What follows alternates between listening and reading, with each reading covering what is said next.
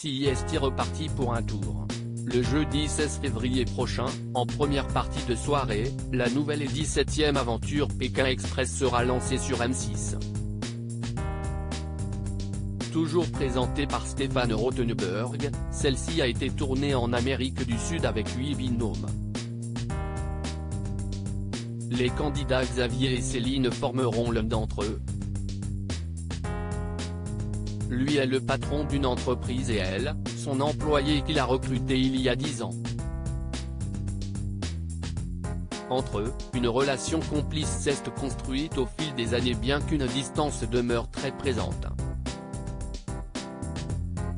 CIST Pourquoi Xavier et Céline se vouvoient par exemple toujours?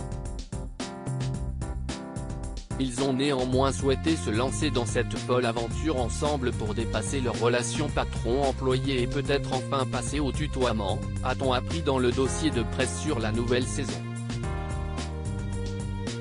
Mais certaines limites vont être plus difficiles à franchir que d'autres, comme celle de dormir ensemble. Un moment qui arrivera pourtant très vite. Une situation gênante en effet, comme on le découvre dans une séquence dévoilée sur le TikTok officiel de M6, Xavier et Céline vont dès le début devoir partager un lit. Bon, de toute façon, je garde le caleçon, a prévenu Xavier, amusé par la situation. J'espère bien que vous gardez le caleçon, lui a alors répondu Céline, un peu plus gênée. Pour tenter de la rassurer au mieux, le patron propose de réaliser un barrage entre eux. Mais Céline refuse. Je n'aille pas peur, assure-t-elle, lui demandant tout de même de bien rester de son côté mais aussi de ne pas ronfler.